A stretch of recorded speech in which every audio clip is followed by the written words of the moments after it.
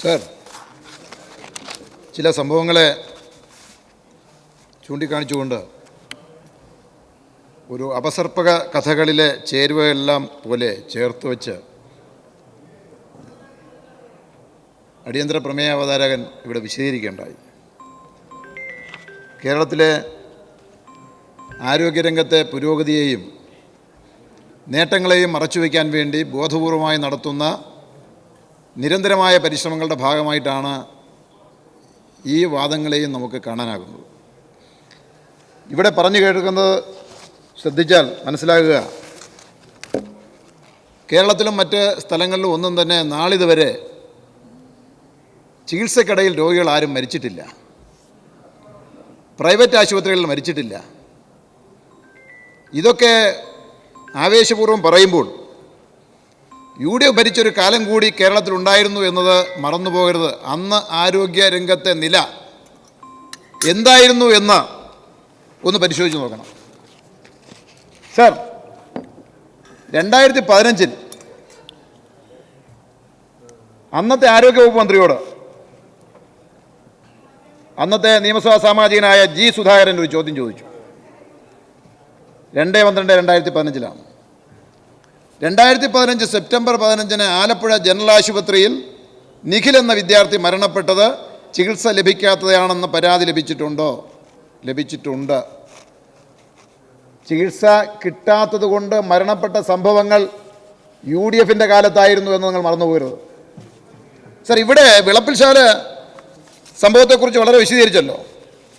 യഥാർത്ഥത്തിൽ അവിടുത്തെ CCTV ദൃശ്യങ്ങളിലൂടെ ആ സമയവും എല്ലാം പരിശോധിച്ചാൽ ഈ പർവ്വതീകരിച്ച് പറയുന്ന വീഴ്ചകളൊന്നും അവിടെ ഉണ്ടായിട്ടില്ല എന്ന് നമുക്ക് മനസ്സിലാകും. അന്വേഷിച്ചപ്പോൾ ഈ പേഷ്യൻ്റ് ആദ്യം എത്തുന്നത് 17-ാം തീയതിയാണ്, ജനുവരി 17-ാം തീയതി.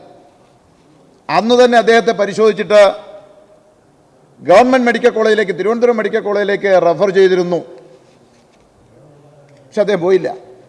അദ്ദേഹത്തിൻ്റെതായ കാരണങ്ങൾ, കുടുംബത്തിൻ്റെതായ കാരണങ്ങളുണ്ടാകാം. 19-ാം തീയതി രാത്രിയാണ് വരുന്നത്, ഏകദേശം 1:30 മണിയോടുകൂടി. സാർ, ദൃശ്യങ്ങൾ പരിശോധിക്കുക.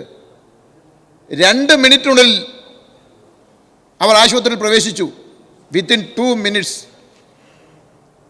ഡോർ തുറക്കുകയാണ്. അവിടെ വന്ന് 7 മിനിറ്റ് കഴിയുമ്പോൾ ആംബുലൻസ് കയറ്റുകയാണ് ആ രോഗിയെ മെഡിക്കൽ കോളേജിലേക്ക് കൊണ്ടുപോകാൻ വേണ്ടി, വിദഗ്ധ ചികിത്സയ്ക്ക് വേണ്ടി. മനുഷ്യസാധ്യമായ കാര്യങ്ങളല്ലേ നടക്കുകയുള്ളൂ. മിനിറ്റുകളുടെ വ്യത്യാസത്തിൽ രോഗിയെ കണ്ടു, ഡോക്ടറെ കണ്ടു, ഗുരുതരമാണ് രോഗമെന്ന് മനസ്സിലാക്കി നേരെ മെഡിക്കൽ കോളേജിലേക്കാണ്.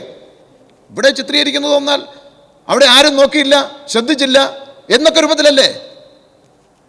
ഒരു രോഗി മരണപ്പെട്ടു പോയി.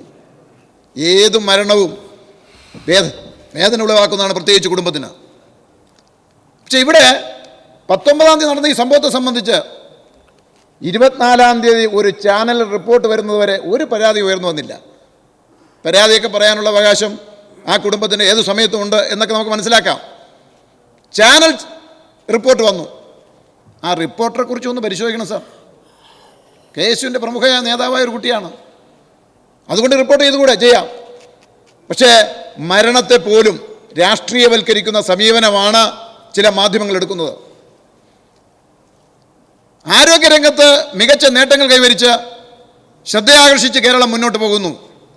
അതിന് നേതൃത്വം കൊടുക്കുന്ന ആരോഗ്യവകുപ്പ് മന്ത്രിയെ ടാർഗറ്റ് ചെയ്തുകൊണ്ട് എത്ര കാലമായി നിങ്ങൾ ഈ ആക്രമണം തുടങ്ങിയിട്ട്?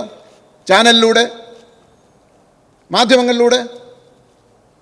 അതൊക്കെ എന്താ, നാട്ടിൽ നടക്കുന്ന നേട്ടങ്ങളെ മറച്ചു വയ്ക്കാൻ വേണ്ടിയല്ലേ? ഇവിടെ പറഞ്ഞു, കുണ്ടറ പോലും വലിയ ആശുപത്രി 176 കോടിയോ മറ്റോ ആണെന്ന് തോന്നുന്നു, എനിക്ക് എൻ്റെ കൃത്യമായ കണക്ക് ഞാൻ ഓർക്കുന്നില്ല. 8 നില കെട്ടിടം അദ്ദേഹം തന്നെ സമ്മതിച്ചതാണ്. പണ്ട് UDFൻ്റെ കാലത്ത് ആശുപത്രിയുടെ സ്ഥിതി എന്താണ്? പൊട്ടിപ്പൊളഞ്ഞ തറ, മനുഷ്യന് കയറാൻ പറ്റില്ല, രോഗി അങ്ങോട്ട് പോകില്ല, പോയാൽ ചികിത്സയില്ല. അന്നത്തേക്ക് ഒരുപാട് പത്രവാർത്തകൾ നമ്മുടെ മുന്നിലുണ്ട് സാർ.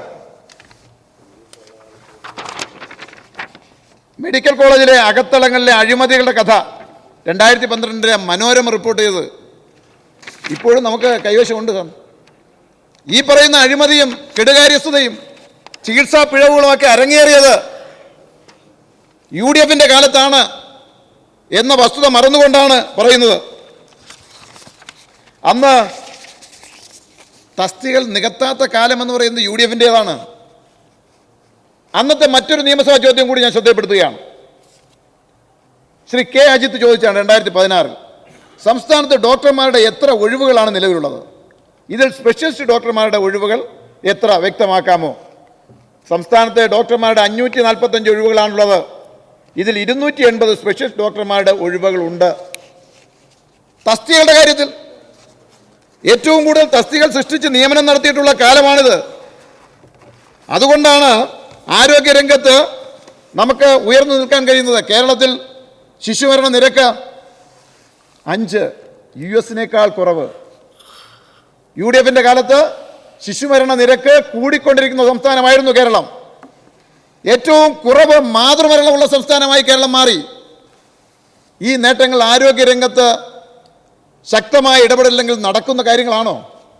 എന്താ ഇതൊക്കെ പറയുമ്പോൾ ഇതിനെല്ലാം മറച്ചു പിടിക്കുന്നത്? ആത്മവിശ്വാസമൊക്കെ കൊള്ളാം, ജനങ്ങൾ ഇതൊക്കെ കാണുന്നുണ്ട്. ജനവിധി വരുമ്പോൾ തീർച്ചയായും അവരുടെ മനസ്സിൽ ഈ ആരോഗ്യരംഗത്തെ നേട്ടങ്ങൾ ഉണ്ടാകുമെന്നുള്ളതിന് ഞങ്ങൾക്കൊരു സംശയമില്ല, ഒരാത്മവിശ്വാസക്കുറവുമില്ല. എന്തെല്ലാം കള്ളപ്രചാരവേലകൾ കൊണ്ടുവന്നുകൊണ്ടാണ് അധികാരം പിടിക്കുന്നതിന് വേണ്ടി നിങ്ങൾ വെപ്രാളപ്പെടുന്നത്. ഈ സത്യാഗ്രഹം ഇരുത്തിയേക്കുന്നതിൻ്റെ പിന്നിലെ കഥകൾ പോലെ ഇപ്പോൾ അനുദിനം പുറത്തു വന്നിരിക്കുകയല്ലേ? ആരൊക്കെയാണ് അതിൻ്റെ പിന്നിലെന്ന് തെളിഞ്ഞു വരികയല്ലേ? ആരൊക്കെയാണ് പോറ്റിയുടെ സുഹൃത്തുക്കൾ എന്നത് ഇപ്പോൾ എല്ലാവർക്കും അറിയാവുന്ന കാര്യങ്ങളല്ലേ? സർ, ഇന്ത്യയിൽ ഏറ്റവും കൂടുതൽ സൗജന്യ ചികിത്സ നൽകിയ സംസ്ഥാനമാണ് കേരളം. കാസ്പ്, കാരുണ്യ ബെലവൻ്റ് ഫണ്ട്, ആരോഗ്യകിരണ എന്നിവ വഴി 5 വർഷം കൊണ്ട് 24.78 ലക്ഷം പേർക്ക് ആകെ 8425 കോടിയുടെ സൗജന്യ ചികിത്സ നൽകി. സർ, 4 വർഷം കൊണ്ട് KMCCL വഴി നൽകിയത് 3300 കോടിയിലധികം രൂപയുടെ സൗജന്യ മരുന്നുകളാണ് ഈ കേരളത്തിൽ. ഇതൊക്കെ ആരോഗ്യരംഗത്ത് മെച്ചപ്പെട്ട സേവനങ്ങൾ ജനങ്ങൾക്ക് കിട്ടുന്നതിൻ്റെ തെളിവല്ലേ? ഇതൊക്കെ മറച്ചു പിടിക്കാനാണ് ഈ സംഭവങ്ങൾ. എല്ലാ കാലത്തും ചികിത്സക്കിടയിലും ആശുപത്രിയിൽ വെച്ചുമൊക്കെ മരണങ്ങൾ ഉണ്ടായിട്ടുണ്ട്. UDFിൻ്റെ കാലത്ത് പ്രസവം കഴിഞ്ഞ യുവതിയുടെ വയറ്റിൽ പഞ്ഞിയും തുണിയും. ആലപ്പുഴ മെഡിക്കൽ കോളേജിലെ കുണ്ടരംഗത്തിന് നന്നായി അറിയാം. ആ കാലം ഉണ്ടായിരുന്നു. അങ്ങനെ പിഴവുകൾ വന്നാൽ തീർച്ചയായിട്ടും തിരുത്തുകയും കണ്ടെത്തുകയും ഒക്കെ വേണം. പക്ഷെ അത് ഈ കാലത്ത് നടക്കുന്ന എന്തോ മഹാസംഭവങ്ങളാണ് എന്ന രൂപത്തിൽ എടുക്കരുത്. അതുപോലെ തന്നെ ദേശീയ അന്ന് ഇതാണെന്ന് സമ്മതിച്ചാൽ അഴിമതിയുടെ കൂത്തരങ്ങായിരുന്നു. അത് മറന്നുപോകരുത്, അഴിമതിയുടെ കൂത്തരങ്ങായിരുന്നു. ദേശീയ ഭക്ഷ്യ സുരക്ഷാ സൂചികയിൽ കേരളം ഒന്നാമതായത് ആരോഗ്യരംഗത്തെ മികവ് കൊണ്ടാണ്. അതുകൊണ്ട് ഈ അടിയന്തര പ്രമേയം യാതൊരു അടിസ്ഥാനവുമില്ലാതെ ഉന്നയിച്ചതാണ് എന്ന് ഞാൻ പറയുകയാണ്.